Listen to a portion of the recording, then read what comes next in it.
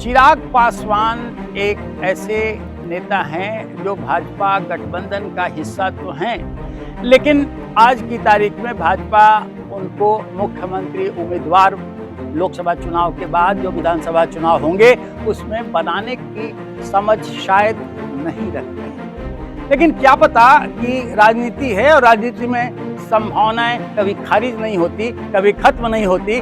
कल होकर के चिराग पासवान भारतीय जनता पार्टी का हिस्सा हो जाएं और वो मुख्यमंत्री के उम्मीदवार बना दिए। अगर भारतीय जनता पार्टी के साथ बने नहीं रहे तो उनका भी नुकसान होगा, और उनका नुकसान क्या, उनके वजूद पर ही खतरा मंडराने लगे। संभावना दिख रही है कि आने वाले दिनों में लोकसभा चुनाव के पहले कभी भी लोक जनशक्ति पार्टी चिराग पासवान भारतीय जनता पार्टी का हिस्सा बन सकती है।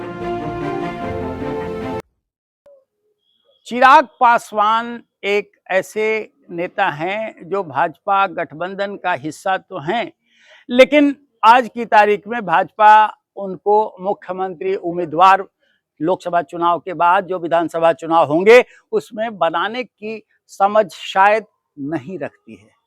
लेकिन क्या पता कि राजनीति है और राजनीति में संभावनाएं कभी खारिज नहीं होती, कभी खत्म नहीं होती। कल होकर के चिराग पासवान भारतीय जनता पार्टी का हिस्सा हो जाएं और वो मुख्यमंत्री के उम्मीदवार बना दिए जाएं। मैं ऐसा इसलिए कह रहा हूं कि भारतीय जनता पार्टी जिस तरह की राजनीति कर रही है 2014 के बाद से, उसके बाद संभावनाएं हमेशा दूसरी तरफ दिखती हैं और कभी भी किसी नेता को वो प्रोजेक्ट कर सकती है किसी मुख्यमंत्री के रूप में, किसी राज्य के मुख्यमंत्री के रूप में। और चिराग पासवान की जो अभी राजनीति का ट्रेंड चल पड़ा है, उनकी जिस तरह की लोकप्रियता बढ़ती जा रही है, उसको खारिज नहीं किया जा सकता, ना भारतीय जनता पार्टी उनको छोड़ सकती है। मैं दूसरी बात एक और भी कहना चाहूंगा आपसे कि चाचा पशुपति कुमार पारस और चिराग पासवान दोनों की लोक जनशक्ति पार्टी में अभी उठापटक चल रही है हाजीपुर सीट को लेकर के। हाजीपुर सीट चाचा पारस कहते हैं कि हम लेंगे, वो भी भारतीय जनता पार्टी गठबंधन का हिस्सा हैं और केंद्र में मंत्री हैं, और चिराग पासवान भी रामविलास पासवान के इकलौती वारिस होने के नाते गठबंधन से अलग नहीं हुए हैं, भारतीय जनता पार्टी के हिस्सा हैं, गठबंधन का पार्ट एंड पार्सल हैं। लेकिन मैं बात चिराग पासवान की इसलिए ज्यादा मजबूती से करूंगा कि पशुपति पारस ज्यादा से ज्यादा यही कर सकते हैं कि वो गठबंधन छोड़कर बाहर हो सकते हैं। गठबंधन छोड़कर वो जाएंगे तो कहां जाएंगे? पिछले कुछ दिनों से नीतीश कुमार बिहार के मुख्यमंत्री ये कहते रहे हैं कि एनडीए के लोग उनके संपर्क में हैं। जाहिर तौर पे पशुपति पारस को उन्होंने ही प्रोजेक्ट किया था, और जब पिछले विधानसभा चुनाव में उनकी फजीहत हो गई थी लोक जनशक्ति पार्टी चिराग पासवान के द्वारा, तब उन्होंने उस पार्टी में टूट मचाई और पशुपति पारस को भारतीय जनता पार्टी नेतृत्व पर दबाव बनवा करके केंद्र में मंत्री बनवाया और उनके गठबंधन को अपने साथ, उनके दल को अपने गठबंधन में शामिल करवाया था।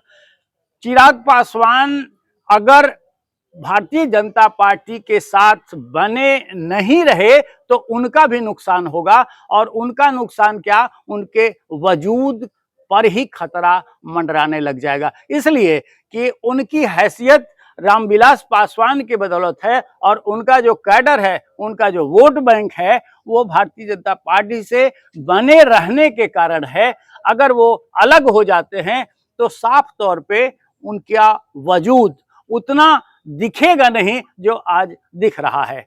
रामविलास पासवान के नाते रामविलास पासवान की विरासत पशुपति पारस के साथ नहीं जोड़ सकती है, उनका वोट बैंक नहीं जा सकता है पशुपति पारस के साथ। वो जब भी जाएगा तो चिराग पासवान के साथ ही टैग रहेगा, और ये इनके लिए प्लस पॉइंट है और भारतीय जनता पार्टी इसका फायदा उठाएगी। और कभी भी मुझे तो ये संभावना दिख रही है कि आने वाले दिनों में लोकसभा चुनाव के पहले कभी भी लोक जनशक्ति पार्टी, चिराग पासवान भारतीय जनता पार्टी का हिस्सा बन सकती है।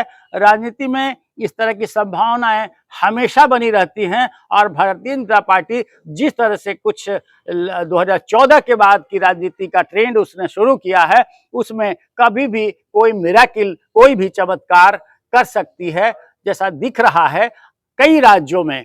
जिस तरह से भाजपा ने अपनी सरकार बनाई और बहुत निचले स्तर के कैडर से काबिल नेताओं को ऊपर ला करके मुख्यमंत्री का चेहरा बना दिया, उससे इसको खारिज नहीं किया जा सकता है और न ही इस संभावना से इनकार किया जा सकता है कि आने वाले दिनों में चिराग पासवान भारतीय जनता पार्टी का हिस्सा बने और वो मुख्यमंत्री का चेहरा बिहार में बना दिए जाए। ये सब मैं इसलिए भी कह रहा हूं कि भारतीय जनता पार्टी बिहार में आज जो दिख रही है उसमें उसके पास ऐसे लोकप्रिय नेताओं की, ऐसे चेहरे की क्राइसिस दिखती है जिससे ये सवाल उठता है कि उनका मुख्यमंत्री नीतीश कुमार और लालू यादव इनकी तुलना में कौन हो सकता है। वैसे में सबसे लोकप्रिय नेता का कार्ड अगर कोई भारतीय जनता पार्टी पेश कर सकती है तो मुझे लगता है चिराग पासवान को अपने दल में शामिल कराकर वो आने वाले दिनों में प्रोजेक्ट कर सकती है और तभी वो अभी जो रणनीतिक रूप से लोकसभा चुनाव की बिसातें बिछ रही है, प्रशांत किशोर भी दावा कर चुके हैं कि हम चुनाव लड़ेंगे, उनका जनसुराज भी ठोक करके लड़ेगा और सब नेताओं की खटिया खड़ी कर देगा। वैसे में भारतीय जनता पार्टी के लिए एक बड़ी चुनौती हो जाएगी और वो चुनौती इस रूप में हो जाएगी कि वो नहीं अकेले लड़ सकती है। ऐसे नेताओं को, चिराग पासवान जैसे योग्य नेताओं को और लोग जनप्रिय नेताओं को, युवा तुर्क को, जो जिसके पीछे पब्लिक भागती है, वैसे नेता को आगे लाकर प्रोजेक्ट करना होगा और तभी वो सक्षम हो सकती है बिहार का बैटल जीतने के लिए। मुझे लगता है कि बहुत निकट भविष्य में संभावनाएं राजनीति की, बिहार के राजनीति की संभावनाएं बहुत उमड़ गुमड़ करेगी और तेजी से करवट बदलेगी। आने वाले दिन बहुत ही नए तरह के समाचार हमारे बीच में ला सकते हैं। चिराग पासवान की काबिलियत को मैं इस रूप में भी देखता हूं कि वो जिस तरह से पब्लिक को खुद कनेक्ट करते हैं, जिस तरह से पब्लिक को अपने से जोड़ लेते हैं, वैसा आज के दूसरे नेताओं में, कम से कम बिहार में, नहीं दिख रहा है। और इस नाते ये महत्वपूर्ण है कि भारतीय जनता पार्टी उन्हें अपने दल का हिस्सा बनाए और उन्हें चेहरा बना दे मुख्यमंत्री का। लोकसभा चुनाव के पहले या लोकसभा चुनाव के बाद बहुत संभावनाएं इसकी बनती दिख रही हैं। आज के अंक में बस इतना ही।